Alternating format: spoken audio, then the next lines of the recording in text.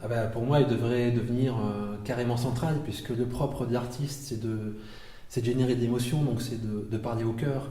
Et ce que j'ai observé, c'est qu'au fond, on se, on se met en mouvement, on a envie de bouger les choses quand nos émotions sont touchées, quand c'est le cœur qui est touché, pas la tête. L'artiste, ce qu'il va faire de plus, c'est gagner, il peut gagner aujourd'hui, il peut toucher un nouveau public, un public différent de celui qui est déjà convaincu, qui lit déjà des essais, des traités, ou qui a vu des documentaires. Pour moi, on a besoin aujourd'hui que les artistes s'impliquent. Je peux vous dire que je suis rentré dans une tentative d'illustration du propos que je défendais juste avant.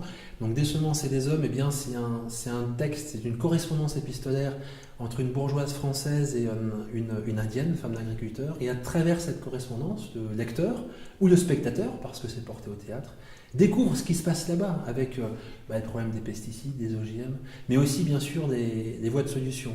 Donc ça emmène le spectateur ou le lecteur dans un tourbillon, on va dire, d'émotions, même si ça finit plutôt bien, et ça lui donne envie de se bouger. En tout cas, j'ai eu pas mal de témoignages de personnes qui m'ont dit mais on a vraiment révolutionné pas mal de choses dans notre vie après avoir vu ce spectacle. Ça me touche vraiment. Et puis quant à la BD, donc qui s'appelle Les Seigneurs de la Terre, c'est le début d'une saga, c'est-à-dire ça va probablement se composer de 5 à 6 volumes.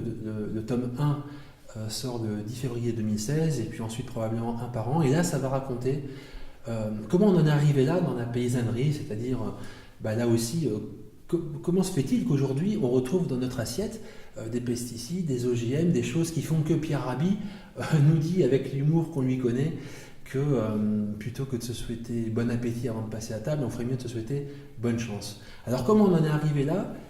C'est un drame pour des agriculteurs, c'est un drame aussi souvent pour les peuples de la moitié sud de la planète. Comment on pourrait faire autrement? Les solutions sont là. Simplement, là aussi, dans la BD, avec mon dessinateur, Luca Manissan, on fait tout pour emmener le lecteur dans une histoire qui va l'emporter avec tous les codes de la BD et qui va peut-être un petit peu quand même allumer une étincelle, un questionnement. Et si c'était vrai? Parce que oui, c'est vrai. C'est romanesque, c'est une fiction, mais inspirée de la réalité.